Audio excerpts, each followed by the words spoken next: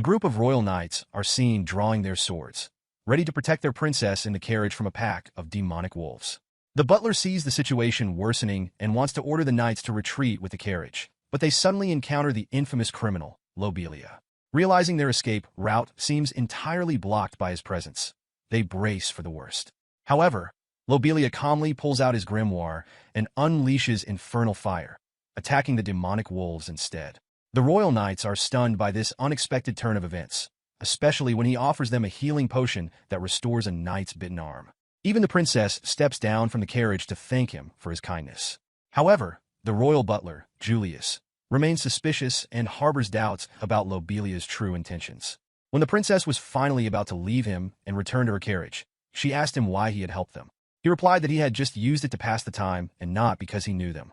As the carriage was about to leave, he called one of the knights and told them to head west instead, so they might meet the kingdom's knights posted in the forest, who could help them continue their journey. He added that it would be necessary if they wanted the princess to survive. Princess Rian was a beautiful young woman, around the same age as the notorious dark magician, known as Lobelia Crowley. As the carriage pulled away, the princess asked her personal assistant why he had behaved so rudely to the person who had just saved them from a pack of wolves. He answered that the man was an enemy of the kingdom, known for all the terrible things he had done, like killing, turning children into orphans, and women into widows. He destroys everything wherever he goes and, in defiance of the kingdom's laws, practices dark magic, using it to harm people. The princess, hearing all this, was confused. The person she had just greeted seemed so kind and had even told her that he had helped her because he wanted to, not because he needed anything from them. As the princess left his presence, she found herself beginning to fall in love with him. The dark magician, Lobelia Crowley, was a well-known villain in a game called Arcadia Fantasy. This game was very popular among gamers, famous for its large player base and frequent online trends.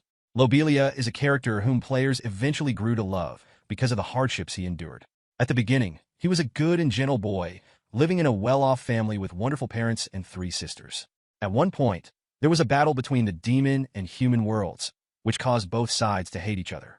Lobelia once helped a demon who had been wounded in battle, and the demon was surprised that a human would offer assistance. Afterward, the demon went on his way. Later, another war broke out between the 2 worlds, leading to the destruction of many human houses near the border of the human kingdom, including Lobelia's. His entire family was killed, and he, the only survivor, was sold into slavery. This marked the beginning of Lobelia's hatred toward both humans and demons, fueling his ever-growing anger. As a slave, he suffered greatly, which only deepened his resentment. Eventually, he managed to escape his captors, and on that same day, he met a man named Mr. Crowley. All of this happened while Lobelia was still a young boy. Mr. Crowley, one of the remaining nobles of the human kingdom, immediately adopted Lobelia. According to history, Mr. Crowley and his wife had been trying to have a son for years, but had not yet been blessed with one. As an orphan, Lobelia became their adopted son, and they enrolled him in the kingdom's elite school. He quickly rose to the top of his class, consistently performing as the best student. However, there was something troublesome about Lobelia. He was always causing problems, both at school and at home, which left his adoptive parents frustrated. Even though he graduated at the top of his class, earning the highest academic honor, his father was furious with him. Mr. Crowley finally rejected him, declaring that Lobelia's behavior would ultimately ruin the academic success he had achieved. Having been denied love once again and feeling betrayed, Lobelia turned his attention to the practice of dark magic, seeking revenge on anyone who had hurt him. This led to an increasing number of crimes that he committed. The players of the game, reading about his story, grew to like him even more than the game's hero. This was evident as Lobelia's name trended on the game's website more frequently than Reinhardt's, the hero destined to defeat him. Lobelia and Reinhardt encountered each other many times, with Reinhardt and his knights always emerging victorious. In the final battle, Reinhardt killed both the Demon King and Lobelia. At the end of the game, Lobelia's story was shared, causing players to sympathize with him and feel pity for his misfortunes. One of the young boys who played and loved this game is Sito Orima, a 22-year-old who will be turning 23 in the next few months. He discovered that he had been reincarnated as Lobelia Crowley, the infamous dark magician who was both feared and hated by the people of the human kingdom, and who had died a tragic death. As someone who knew the game well, he quickly realized that he had become the most notorious villain in the story. However, instead of despairing, he assured himself that he would change things. Now that he was Lobelia, he was determined to make the entire human kingdom remember his name for good reasons, changing the terrible reputation Lobelia had carried. He was already pleased to find that Lobelia had mastered both light and dark magic to such a great extent that few in the entire kingdom could rival his abilities. Perhaps no one at all. This gave him confidence that he could succeed in his new mission. Lobelia found that his reputation was worse than he had expected. Whenever he entered an inn or any place crowded with people, he noticed that some looked at him in despair, others in fear, and some with pure hatred, as if they wished to kill him. Despite this, he was always relieved that no one had yet ganged up on him or forced him out of any inn or restaurant he visited. His mission, to change his reputation, became more challenging with every passing day. Seeing the reactions of those around him, he constantly thought about what he could do to earn the people's trust and affection, even if not from everyone. As Cedo, now reincarnated as Lobelia, he remembered a particular event in the game where players defeated the Dragon King, Burrow, who ruled over the distant Kansan city. Burrow was notorious for oppressing the people under his rule. Lobelia realized that this might be his chance to begin turning the tide and changing how people viewed him. Lobelia planned to defeat the Dragon King, hoping that doing so might change the people's hearts, even if just a little. While sitting in an inn and thinking about this, a commoner, a young man, approached him, asking for help. Lobelia, feeling suspicious, immediately rejected him. However, the man quickly realized that this was the infamous Lobelia Crowley and thought to himself that capturing such a notorious figure might bring him a fortune. The man tried to attack Lobelia inside the inn, but Lobelia easily used magic to defeat him, causing the people around to become even more fearful of him. As he left the inn, looking for another place to eat, the room behind him was left in a mess. Just as Lobelia stepped outside, a knight stopped him, accusing him of harassing a commoner. The knight was Claudia, a well-known character in the game who deeply despised Lobelia. Seeing her immediately after the incident made Lobelia suspect that she had been following him since he entered the inn. Claudia attempted to arrest Lobelia, accusing him of being the one causing trouble once again. She suspected him of stirring up more chaos. However, Lobelia defended himself, stating that he was the true victim in the situation. He explained that the man had approached and attacked him first while he had only wanted to enjoy a meal. Claudia, taken aback by his calm and prepared explanation, was surprised to find that everything he said was true. Realizing she had no grounds to arrest him, she let go of his clothes and decided to leave, too tired to argue further. After she left, Lobelia felt a small sense of satisfaction. He was pleased that he had successfully defended himself without resorting to magic or violence. At the same time, he reflected on his words, wondering if he had been too harsh and if his response might have hurt Claudia. The next day, Lobelia and Claudia unexpectedly encountered each other again on a public transport. Claudia, surprised to see him, questioned his presence on the transport, which was bound for Kansan City, a destination usually reserved for business people, those affiliated with the city, or individuals with matters related to the Dragon King. Without hiding anything, Lobelia revealed that he was heading to Kansan City with the intention of defeating the Dragon King. This revelation shocked Claudia, who had assumed he might be going there to ally with the Dragon King, as both were infamous for their bad reputations. However, she found it difficult to believe his claim and reacted strongly, immediately feeling that she could not allow him to accomplish this task, as it was her mission to defeat the Dragon King. Lobelia was frustrated by her reaction, knowing she lacked the strength to defeat the Dragon King herself. Just as tensions between them were rising, the carriage driver interrupted, explaining that the road ahead was blocked by a large rock, and they would need to continue their journey on foot. After disembarking and watching the carriage turn back, they began walking together, though their goals seemed at odds. Despite traveling in the same direction, they barely spoke, each focused on their own mission, yet sharing an unspoken understanding that they had no choice but to journey side by side. As they approached the large rock, Claudia expected Lobelia to use magic to break it apart. To her surprise, he simply climbed over and jumped to the other side, just like an ordinary person. This baffled Claudia a bit, and she quickly followed him, climbing over the rock herself. While they walked, she continued to press him about his intentions to defeat the Dragon King, to which he replied that he wanted to test his power. This response shocked her, causing her to lose her footing and slip dangerously close to the edge of the cliff they were passing. Lobelia instinctively looked back and reached out, grabbing her hand and gently pulling her back to safety. Once they were on solid ground again, he noticed that she had bruised her leg. He guided her to the nearest patch of bushes for some cover. As night fell, they decided to set up camp since it was getting late. Claudia helped Lobelia make a fire to ward off the evening chill. While preparing a potion for herself, she assured him that she would be okay by morning and that there was no need to worry. Lobelia's kindness and care confused her. She couldn't reconcile this version of him with the Lobelia Crowley she had heard so much about, a dark magician notorious for his villainous reputation.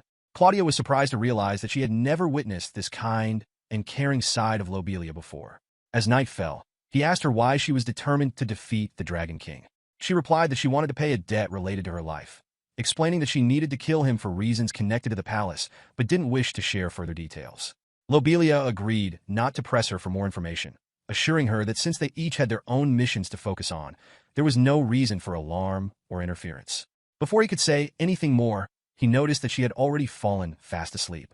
The following morning, as they continued their journey, a heavy silence settled between Lobelia and Claudia, as if they hadn't spoken since the day before. Finally, they reached the border of Canton City. Just a few minutes inside the border, they witnessed the terror inflicted by the king's servants, who were burning people alive. According to the local tradition, villages under the king's rule were required to sacrifice a woman to the dragon once a year, and it was that time of year again.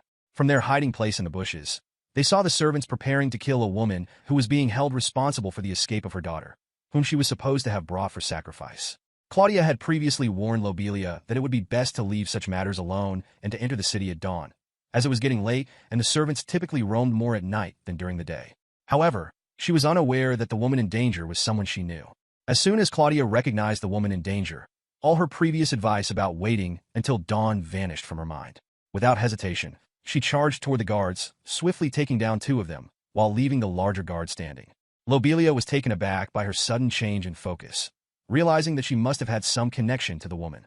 As Claudia ran toward her, calling her name, the two embraced tightly, with Claudia instructing her to stay behind as she prepared to confront the remaining guard.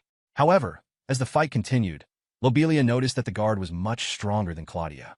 Unable to remain hidden any longer, he decided to step in. He emerged from the shadows and defeated the guard with a single blow. Claudia was surprised by his intervention, insisting that it was her fight and that she didn't want him to get involved. Lobelia replied that he couldn't simply stand by and watch her risk her life. He could see that she was engaged in a suicide mission if she intended to confront the Dragon King with her current abilities. In the king's palace, he had heard news of the killings of some of his subordinates. He believed it couldn't have been the people of the kingdom responsible for such actions. It must be outsiders. In response, he appointed a trusted servant to gather a number of guards to ensure that those responsible for the disturbance were captured and brought before him. Moments later, the newly appointed servant rushed back to the palace, breathing heavily and looking restless. He reported to the king that trouble had reached their doorstep. Claudia and Lobelia had entered the palace, killing many of the king's guards, and were advancing toward the throne room when he had come rushing to report the situation. Seeing the servant's distress, the king realized what had transpired and blamed him for his failure to act quickly enough to prevent them from reaching the palace. He acknowledged the servant's loyalty, stating that he had always been one of his best aides, even before the clan was wiped out. The servant pleaded with the king, explaining that the situation had escalated more rapidly than he had anticipated. Just as they were speaking, Claudia and Lobelia burst into the palace, with Claudia wielding her sword and Lobelia using his magic to blow the door open. The king, still seated calmly on his throne, looked at them and remarked that he had been expecting them. He noted that the manner in which they had forced their way in was a sign of disrespect. He stood up on his feet, introducing himself to them as if they didn't already know who he was. He announced that since they had just killed one of his best subordinates, he would be happy to accept their offer, especially if they were willing to make him their servant. This, he thought, would allow him to overlook what they had done to his servants. However, the person he was speaking to immediately rejected his offer, saying that he was there to kill him. This caught the Dragon King off guard. He raised an eyebrow and asked why they wanted to kill him. Was it because they wanted to take his place as the king? He suggested this with a smirk, thinking it was a joke. But then Lobelia shouted at him, clearly upset. She told him that they had come to free the people of Kansa from his cruel rule. The Dragon King laughed at this, confidently stating that he was the dragon, the most powerful being around. He started to explain his immense power and might, hoping they would be scared and change their minds. However, he quickly realized that they were not intimidated. They had come for a serious purpose and were determined to fight. Without further discussion, the battle between the strong men began. After fighting for some time, Claudia realized that she should not be left behind. Determined to help, she tried to use her sword to strike down the Dragon King. However, he was so strong that her sword could not penetrate his body. In retaliation, he prepared to deliver a powerful blow to her. But just as he was about to strike, Lobelia noticed what was happening. She quickly used her wind magic to sweep Claudia away, allowing her to avoid the attack. Unfortunately, Claudia hit her head against the wall and passed out from the impact. Meanwhile, the men continued their fierce battle, exchanging blows with each other. After a while, Lobelia finally managed to land a hit on the Dragon King, making him stumble. It seemed as if the fight might be over. He turned to walk toward Claudia to help her up, relieved that she was safe. Suddenly, he noticed that the Dragon King was transforming into a full dragon. This caught him by surprise. He realized that the Dragon King had two forms. One as a human and the other as a powerful dragon, just like in the game they had played. Lobelia looked back and saw that he now had to face a full dragon. He quickly placed a barrier around Claudia, who was still unconscious. The Dragon King remarked that no one had forced him to transform into his dragon form in the last 500 years. While he applauded Lobelia's abilities, he added that it was a pity this would be the end of their fight, claiming he would feast on Lobelia's flesh. Lobelia shouted back at the Dragon King, saying that being so big would only make it easier for him to lose. The battle between them raged on. The dragon, filled with rage, began to use all its strength. It attacked Lobelia with its sharp claws and fierce teeth, trying to bite and scratch him. But Lobelia was quick and clever. He dodged every attack, moving gracefully to avoid the dragon's strikes. Whenever he found an opening, he cast spells to fight back. Unfortunately, his magic didn't seem to have much effect. It only caused minor damage to the enormous creature. At the same time, Claudia was slowly waking up. As she opened her eyes, a flood of memories rushed into her mind. She remembered her family and their life in Kansas City. Claudia had an older sister named Monacy, who she loved dearly. Since she was a little girl, Claudia dreamed of becoming a knight. Her parents were very supportive of her dream. They let her practice her swordsmanship and fighting skills every day, encouraging her to be strong and brave. Kansas City was known for its wealth and happiness. The people there lived good lives and took care of each other. But everything changed one terrible day when the Dragon King attacked the city. He swooped down from the sky, breathing fire and causing chaos. The dragon captured the entire city, demanding that female children be sacrificed to him as if they were offerings. This made everyone in the city feel hopeless and scared. Many families lost their daughters to the cruel Dragon King, and over time, to retaliate or resist his orders were killed along with their families by his servants. When the people of Kansas City finally decided that Claudia's older sister, Monacy, would be the next sacrifice to the Dragon King, their parents were filled with fear. They knew that Monacy would not be the last. Soon, it would be Claudia's turn. To protect their daughters, Claudia's parents made a difficult decision. They secretly created an escape route in their house, hoping to help Claudia get away from the dragon's grasp. This meant that Claudia would have to leave her parents behind, a choice that weighed heavily on her heart. Now, back in the present, Claudia slowly opened her eyes and looked around. She felt trapped and confused. Lobelia, the dark magician, had placed a magical barrier around her, and she realized she could not escape from it. Panic began to rise within her, but she quickly took a deep breath and called out to Lobelia. "Please, help me break this barrier. We need to work together against the Dragon King." Hearing her plea, Lobelia considered her words. The idea of forming an alliance was new to him, but he knew they had a common enemy in the dragon. Together, they might stand a chance. As the fierce battle continued outside, Claudia remembered something important about the Dragon Clan. In their prime, dragons had a special ability. They could regain their strength and heal their wounds whenever they fought. This power gave them a huge advantage over their opponents. Knowing exactly what to do next, Claudia and Lobelia separated, engaging the Dragon King in different ways. As she noticed that the dragon was distracted by his fight with Lobelia, she seized the opportunity. Gathering all her strength, she flew as high as she could and aimed her sword at the center of the dragon's head, where it would be out of reach. Immediately, Claudia called out to Lobelia to cast a spell on the dragon, as healing from the strike would take a long time. Lobelia unleashed a powerful spell that manifested as an open gate, with chains emerging to drag the dragon inside. Despite its efforts to break free, the moment the dragon was pulled inside, the gate vanished back into thin air. Claudia was astonished that there was a spell capable of containing such a massive beast, and promptly asked Lobelia where the gate had taken the dragon. He replied that he only knew the magic, but not where it would lead. As the villagers saw that the Dragon King had been defeated, they expressed their immense gratitude toward Claudia. However, they were fearful of Lobelia, the mage, thinking he might want to take over the country again after assisting them. In their fear, they began to hurl insults of all sorts at him. Claudia could no longer tolerate the villagers' insults. She spoke up, declaring that she alone would not have been able to kill the dragon without Lobelia's help, and urged them to be grateful for him instead of abusing him. Lobelia himself told the crowd that he had only acted for his own reasons, which he wouldn't reveal, and that he had no intention of taking advantage of them like the Dragon King had. As he prepared to leave Kansas City, the people gradually came to a consensus, wishing him goodbye. At the hero headquarters, the news reached Reinhard that the Dragon King had been defeated by Claudia and Lobelia. The people across the kingdom were beginning to speak positively about Lobelia, little by little. Even the princess, who had only encountered him once, felt displeased to hear that he had done something commendable once again. He was alone again, planning to enter a new country. He thought that if he built his reputation there, it would be easier for him to change how people viewed him. To his surprise, even in this new country, starting conversations and making friends proved to be difficult. Apparently, his reputation had preceded him. Despite this, he remained relentless in trying to help anyone willing to accept his assistance and not treat him as a bad person. Eventually, he met Rydia, the daughter of one of the high-ranking members of the beast folk. She was in cat form, as indicated by her ears and curled tail. She was cold and hungry, having run away due to her father's harsh behavior. He offered her food, and she was so happy that she began to follow him wherever he went.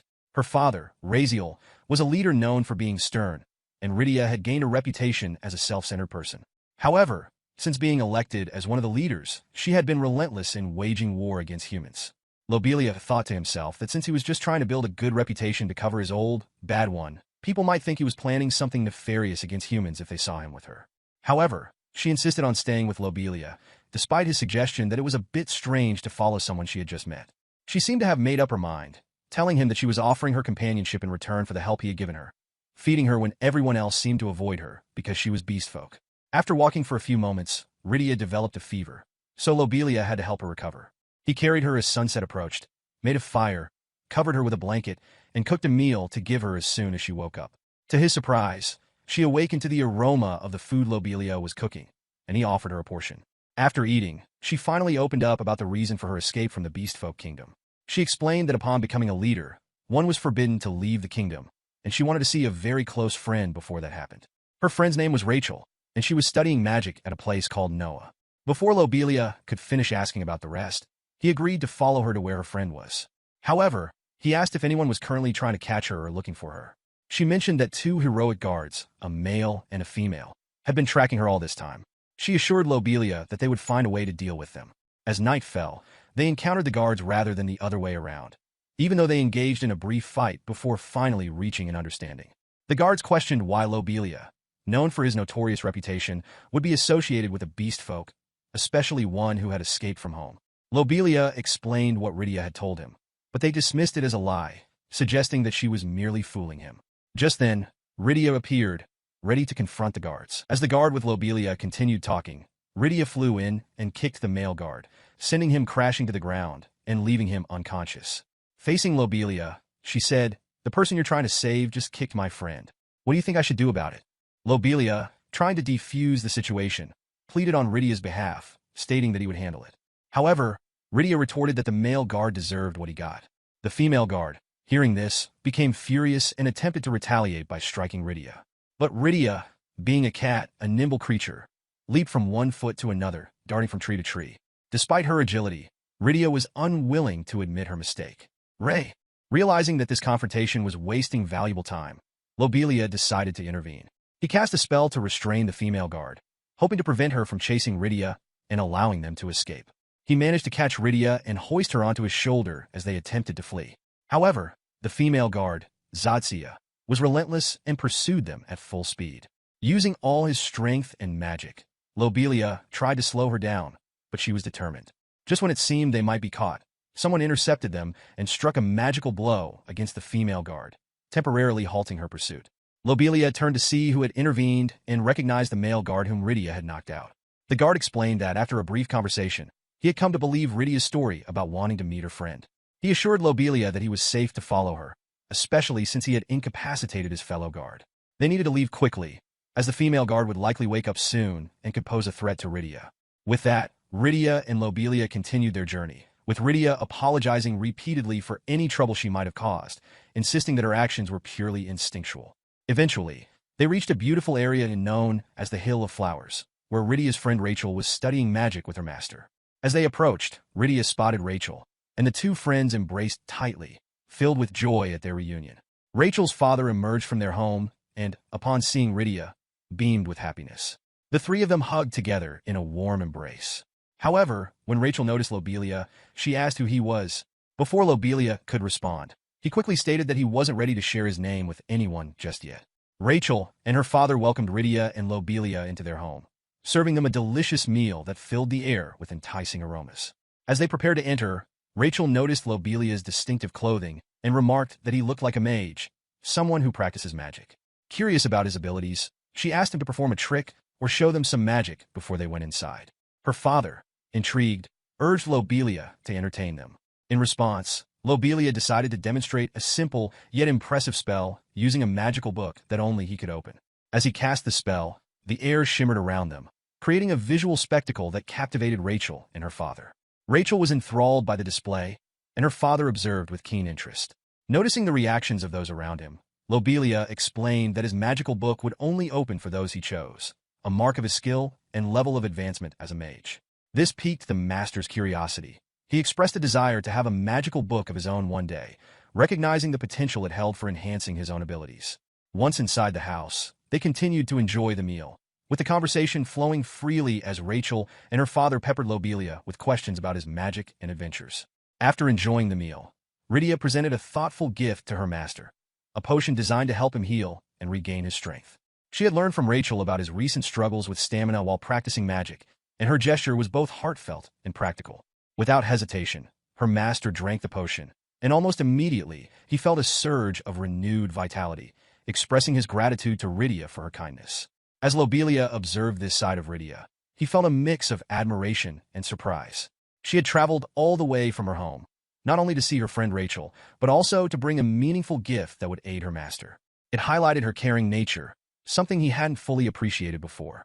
Once the meal was concluded, Lobelia tapped Rydia gently, indicating that it was time for them to continue their journey. Rachel and her master were taken aback by this sudden decision, urging them to rest a while longer, considering the potential fatigue from their travels. However, Lobelia explained that they were being pursued by two knights, and staying longer could attract unwanted trouble. As Lobelia and Rydia prepared to leave, Rachel's father returned from inside the house with a gift for them, a beautiful ring. The moment Rydia laid eyes on it, she exclaimed in surprise, jokingly asking if it meant they were getting married. The unexpected declaration caught everyone off guard, leaving Rachel and her father momentarily speechless. The master chuckled and clarified that it was not an engagement ring, but rather a magical item in the form of a ring. This revelation added a layer of intrigue to the moment, yet Rachel couldn't linger on the subject of Rydia's playful comment, knowing that they had to part ways soon. At first, Rydia hesitated to accept the ring, unsure if she should take such a significant gift. However, after much persuasion from the master, she finally relented and accepted it, feeling touched by the gesture. They exchanged heartfelt farewells, with Rachel's father reminding them to keep each other in mind during their travels. Lobelia and Rydia wished them the best of luck with their magic practice and assured them that they would remember Rachel, hoping that she would not feel lonely in their absence. As they continued their journey, Rydia's eyes were fixed on the ring, which gleamed in the sunlight. She had already slipped it onto her finger, pondering whether it was truly an energy magic ring or merely an engagement ring. Lobelia, overhearing her musings, couldn't help but think to himself that she didn't even recognize an energy ring from a magical item. Their travels took on a new vibrancy, with Rydia by his side.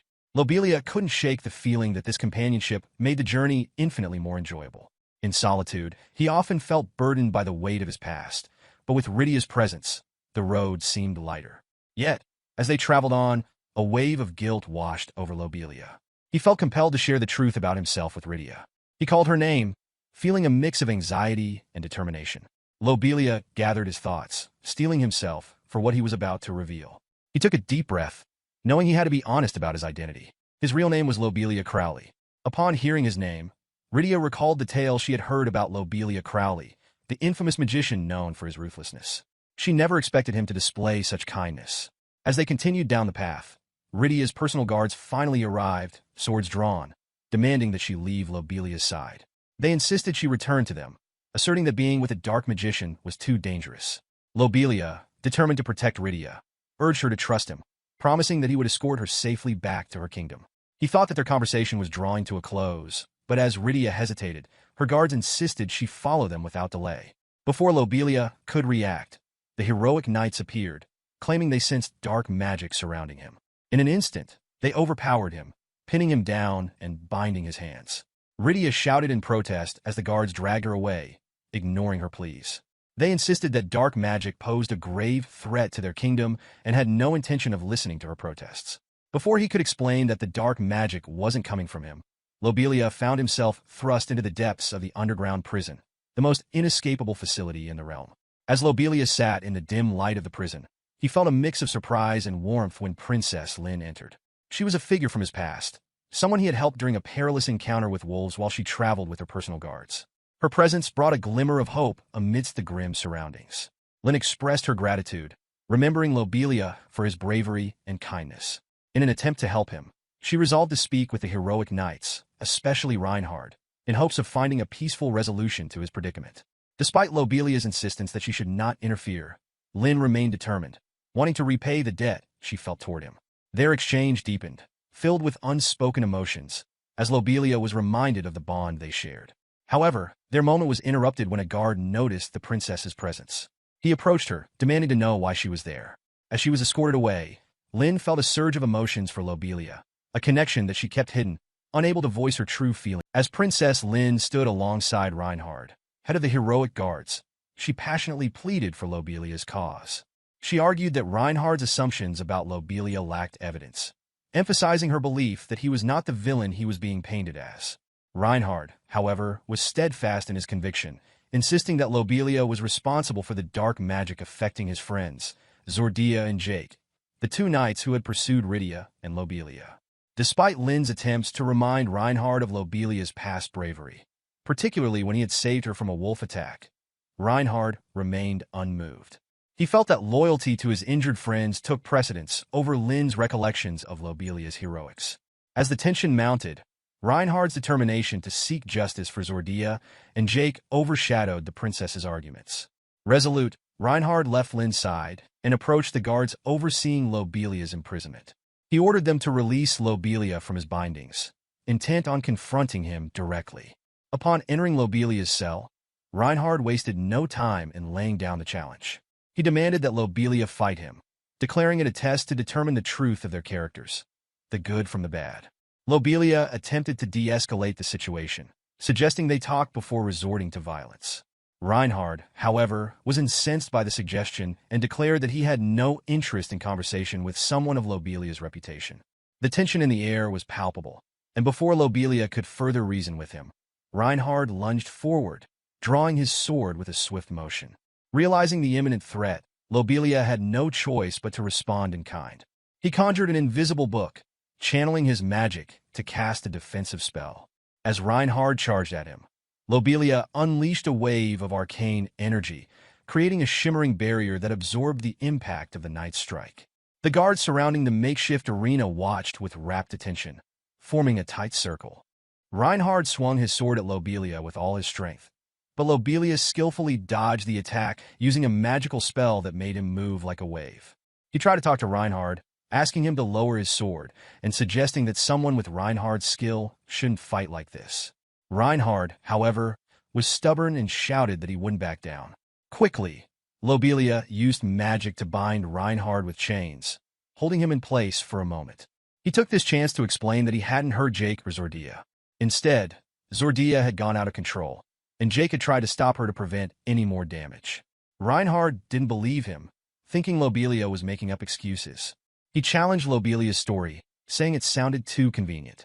Lobelia urged Reinhard to ask Jake and Zordia about what really happened. However, Reinhard replied that they might not wake up to tell the truth because of the dark magic Lobelia supposedly used. Reinhard accused Lobelia of trying to escape the consequences of his actions. He then managed to cut through the magical chains holding him with his holy sword, realizing its power could break any spell.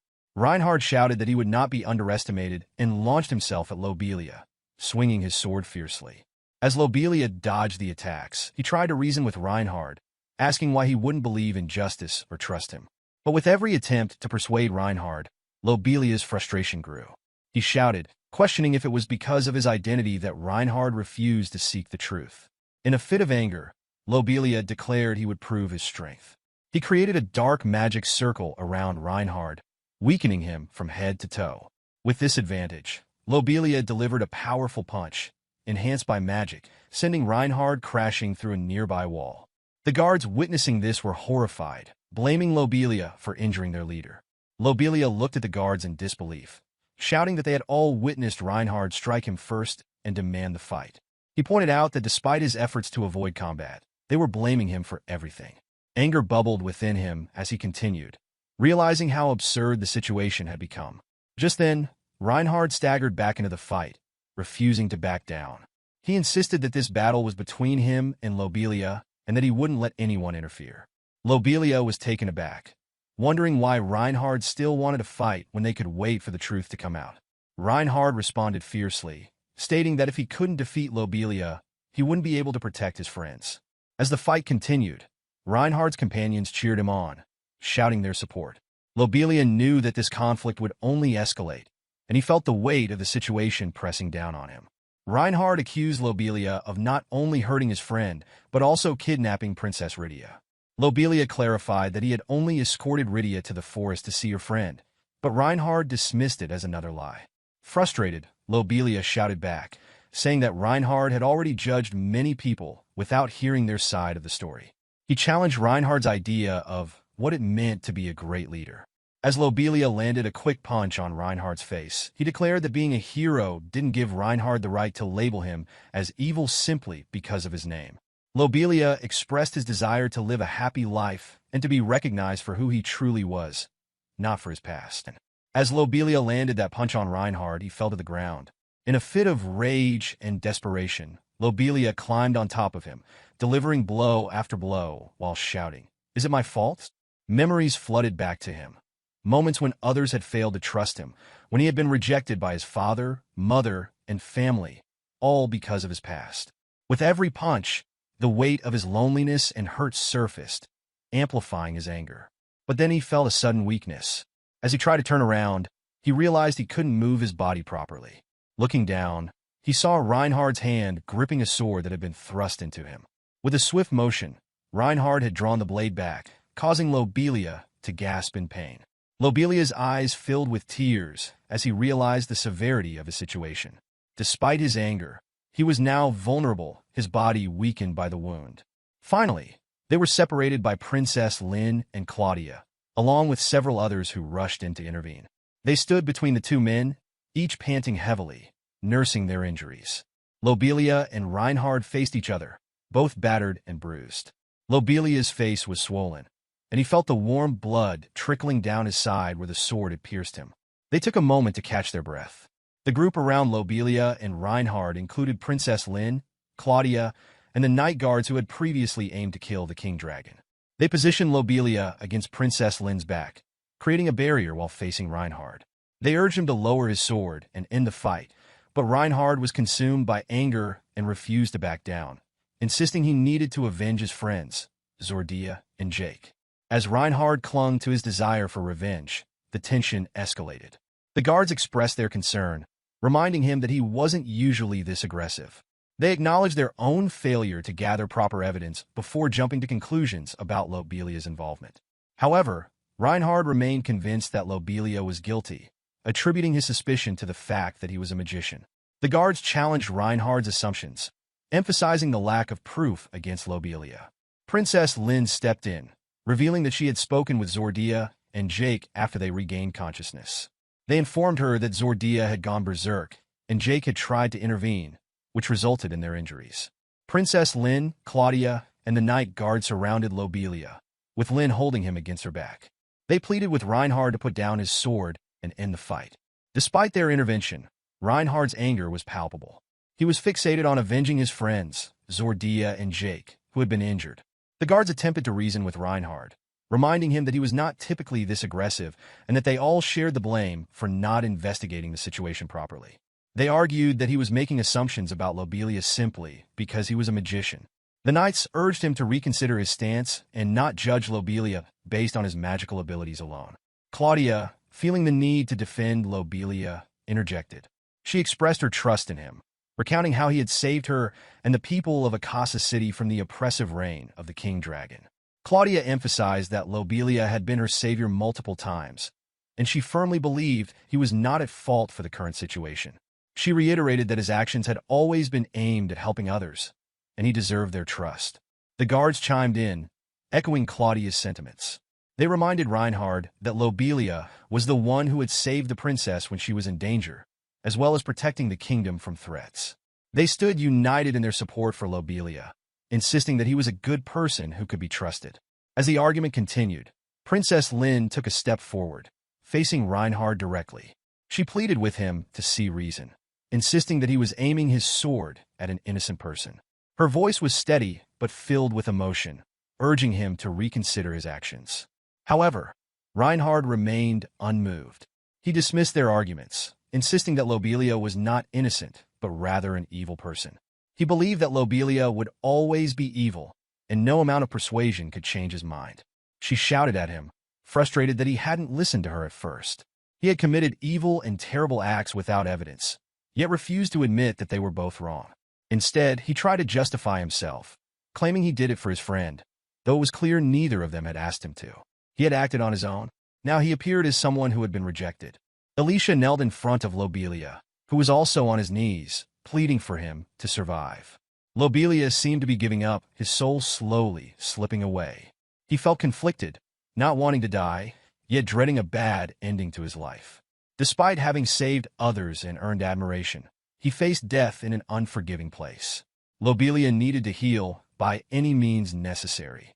Before anyone realized it, Alicia, leaning forward, took his hand, and they both disappeared. They found themselves safe in another location, inside a cave where Alicia began to treat Lobelia's injuries. Alicia, who was female, was busy tending to Lobella in the cave. She lit a fire and covered him to keep him from catching cold as she sat nearby, watching over him to protect him. By morning, when she woke up and saw that Lobella was no longer beside her, she became anxious and began searching for him. Eventually, she found him outside the cave, gathering firewood. After they returned to the cave, Lobella asked her how long he had been unconscious and where they were. She explained that she possessed a ring given to her by a magician, and that the ring had two functions. One was teleportation, allowing travel to any place, and the other was illusion. She told him that when they became separated during his fight with Reinhard, she had been trying to heal him, unaware that the ring had caused them to be teleported to their current location. Alicia also shared that when they first arrived at the cave, she had to fend off and kill the orcs that had previously inhabited the area. She believed the orcs might return, which was why she had stayed up all night to keep watch as Lobella slept. Alicia saw Lobelia struggling to do hard work, trying to carry some stones in the cave. She told him that, since he hadn't fully healed, he shouldn't strain himself and waste his strength, but instead rest so his wound could heal. She noticed him looking at her in a certain way and, feeling shy, said, "Stop looking at me like that." Lobelia reassured her, saying he was a gentleman and, because she was a woman, he wouldn't take advantage of her. Alicia then apologized for bringing him to the cave, explaining that she hadn't known where the ring would take them. Lobelia told her there was no need to apologize, but asked when they might be able to return or leave the cave. Alicia replied that they could leave once the storm outside stopped. Hearing this, Lobelia went outside to check and saw the storm for himself. Realizing the abnormal weather, he understood that they were on the Demon Continent, a place known for its extreme and unpredictable weather conditions. Alicia was shocked when he informed her of this discovery. Lobelia continued explaining that the Demon Continent was once known as the Spirit Continent. The conflict between the demons and the human race had been ongoing for about 400 years, leaving the land barren and its weather conditions abnormal. Despite this, the continent still harbored some of the strongest monsters. After putting on his shirt, Lobelia pulled out his compass, stating that if his memories served him right, they were in the southern part of the Demon Continent. Alicia was frightened to hear this. Lobelia realized that people would be searching for Alicia, especially since she was beloved by many. He tried to calm his mind, knowing that everyone had seen her hold his hand when they both disappeared. He reassured himself that no one would blame him for her sudden disappearance. Lobelia then told Alicia that once the storm outside the cave subsided, they would need to leave. However, Alicia warned that the Demon Continent's harsh weather made it unpredictable, and she suggested they wait a little longer, even after the storm ended, to ensure they didn't get caught in another one. Lobelia, on the other hand, was concerned that if they didn't return quickly, Reinhard might assume he had kidnapped Alicia again and come searching for them. He faced her and said that their next mission was to return her safely. Alicia was surprised by Lobelia's determination, feeling as though she had no say in his decision. She wanted to speak up, but was too afraid. Alicia, being the main heroine of the game, walked alongside Lobelia for miles after leaving the cave that afternoon. She complained about the weather. The sunlight was harsh, and the wind blew fiercely. Alicia asked Lobelia if he was resistant to heat, noting that despite their long trek and his incomplete healing, he hadn't complained once. She then shifted her question, asking why he and Reinhard were always at odds. She mentioned that every time he appeared before Reinhard, he seemed angry, and she had often heard and seen them fighting. She wondered what good it did for either of them. Lobelia replied that she needn't worry anymore, as he planned to distance himself from everyone, including Reinhard, once he returned her safely to where they came from. After walking for a few more miles, they encountered large scorpions. While this didn't surprise Lobelia, as he was aware of the strange animals and weather in the demon continent, Alicia was terrified at the sight. Alicia jumped in fear, but Lobelia swiftly used fire magic to burn all the scorpions surrounding them, ensuring her that there was no need to be afraid of such creatures. As they continued their journey, Lobelia noticed that Alicia's pace had slowed, and she was breathing heavily. Sensing her fatigue, he asked if she was tired, but Alicia denied it, unwilling to appear weak. Although she tried to hide her exhaustion, Lobelia could tell she was struggling. Recognizing that her condition might worsen, Lobelia decided to pick her up and carry her. He believed it was better to help her now than to risk her collapsing in the harsh environment of the desert-like demon continent. Alicia was surprised by this action, feeling uncertain about the appropriateness of being carried by someone she had only just met. However, Lobelia, focused on her well-being, carried her without hesitation, uninterested in any notions of propriety. Despite her earlier denial, Alicia had always been proud of her strength, often praised by others, particularly Reinhard. Lobelia asked Alicia if she had really defended him, to which she replied that she had not defended him directly, but rather Reinhard. She explained that her motivation was to prevent people from viewing Reinhard as a murderer, as he was unwilling to accept his mistakes. Lobelia found it troubling that Alicia had gone to such lengths for someone who didn't acknowledge that he had caused the problem in the first place. He wondered if Reinhard truly deserved forgiveness. Alicia, without hesitation, affirmed that Reinhard was a kind person and did indeed deserve to be forgiven. Lobelia, frustrated by her answer, considered Alicia's perspective to be misguided. He realized that Alicia's flaw was her deep emotional attachment to Reinhard, that her feelings for him were so strong that she would do anything in his defense, even at the cost of her own reasoning. For Lobelia, it didn't matter whether Alicia had defended Reinhard or not. He was only concerned for her now because she was with him, and he had always cared for those around him. When Alicia asked why he always took care of others, Lobelia explained that her death would be highly inconvenient for him. He wished for her to live a long and fulfilling life, one that she had likely envisioned with her lover. Furthermore, if she were to die now, it would place him in an even more unfavorable position in the eyes of others. Reinhard and Alicia's love story began in a time long before, when Reinhard, a knight wielding a holy sword, often ventured deep into the forest. During one of his explorations, he stumbled upon Alicia, who had been sealed in a shrine for 1,000 years. Moved by her plight, Reinhard broke the seal, unwittingly marking the beginning of their epic love story. Unbeknownst to him, Alicia held immense power within her, the ability to turn the world upside down and maintain its balance. If she were to lose this power, chaos and fear would reign. Though only a few were aware of Alicia's true abilities, the knowledge posed a danger to her. She was cautious around others, fearing that those who learned of her power might seek to misuse it. She needed protection at all costs.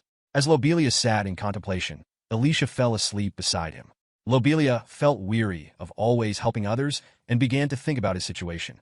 Meanwhile, Alicia stirred awake, having misjudged Lobelia's intentions, suspecting he was drawn to her solely because of her power.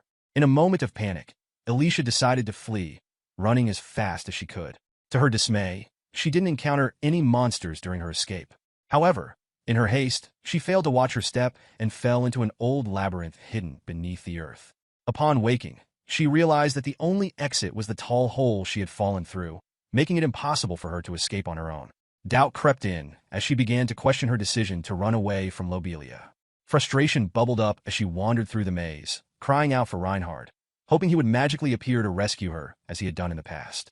Suddenly, she heard a sound echoing through the labyrinth, causing her to wipe her tears and spring to her feet.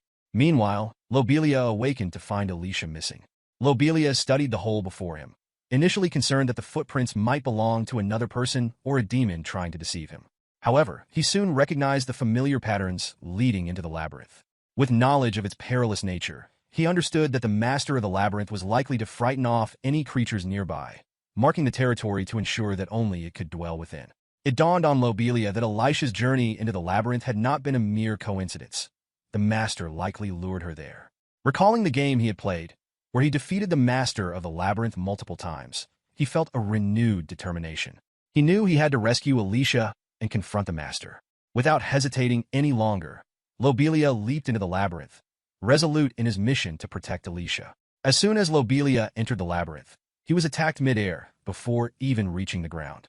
A horde of strange monsters and animals charged at him, forcing him to fight back using magic and his fists.